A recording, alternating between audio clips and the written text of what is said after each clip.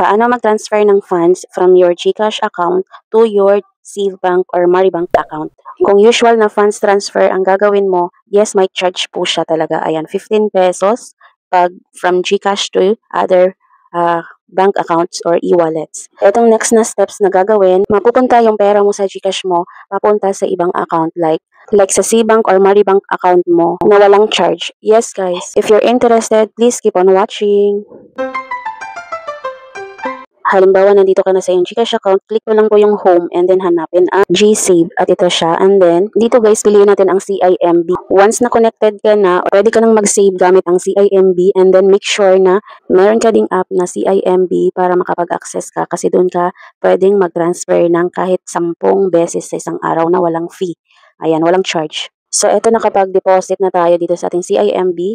Ayan. Madali lang din naman ang pag-register dito sa CIMB Bank. Mag-download ka lang and then mag-register. Need lang din ng isang valid ID. And then make sure na kapag mag-register kayo, yung ginamit ninyong GCash number ay ilalagay nyo rin para connected din automatic siya. Mo nang makikita once na ginamit mo yung GCash number mo dito, same sa CIMB Bank. Ayan. So, ayan, nakapag-login na tayo. So, kung makikita nyo, yung ating deposit ay meron tayong 1621 which is yung kanina kong tinransfer. So, ayan, dito guys, click mo lang po yung ating transfer option and then dito, pwede tayong mag-transfer ng QR and then other banks, ayan, or pwede rin sa CIMB na ibang account.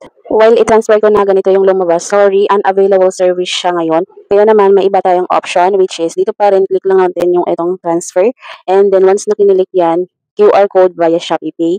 And then, mas madali na lang kasi kapag QR kasi hindi mo na kailangan magpaulit-ulit pa ng number, lalo na number, di ba, magkamali. Mapunta sa iba. So, ayan, pagka naklik mo na yung QR, check mo lang yan. And then, mapupunta na siya sa iyong Shopee Pay. Ayan, sa Shopee app natin makikita, guys. Enter lang natin yung amount na ilagay. Ayan. Then, click continue. So, ayan, lagay lang po natin yung 6 pin. Ayan, digit pin. Ayan, once na okay na, ayan, pupunta na tayo sa ating Shopee account. Kasi nandun yung Shopee Pay natin na account. Ayan.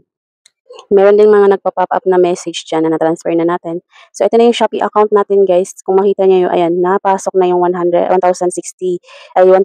plus. So, yung nandito na option, Maribank, click mo lang yan. And then, naka-connected na yan kasi yung Shopee account ko papuntang Citibank account or Maribank. So, ayan, click mo lang po yung save to Maribank. Ayan, from Shopee Pay. Ayan, mapupunta na po yan sa iyong Citibank or Maribank account. Ganun lang po kadali, ang daming pasikot-sikot. Ayan, i-enter mo lang po yung amount. Ayan, kung magkano yung ita-transfer mo. And then, click next. Ayan. So, ayan, nakapag-transfer na tayo sa ating Citibank from GCash e-wallet. So, gawin talaga ang lahat para lang walang service charge, diba? Magkano rin yun kung palagi kang nagta-transfer, diba? Ayan, Citibank, CIMB Bank, magandang gamitin. Ayan. Nga po pala, again, kung wala pa kayong Citibank account, pwede kayong mag-download kayo. Maglalagay ako ng link dyan sa description or sa comment box. Ayan. Or pwede nyo rin i-enter yung referral code. Kasi kapag nag-register kayo gamit ng ating referral code, may 150 kayo pesos. Ayan, 150 pesos. But make sure na kapag nag-download kayo at nag-register, ayan, na-approve kayo, make sure na mag-deposit ng 1K. Kasi, ayan, i-keep it for 3 days. Ayan, sa kanyo lang marireceive yung 150 pesos. Sayang din po yun kasi marami tayong mga pa-cashback and then marami tayong pwedeng pagkakitaan dito sa Citibank account or Maribank. So, ayun lang. Kung may mga question kayo, comment lang kayo dyan sa ating comment section.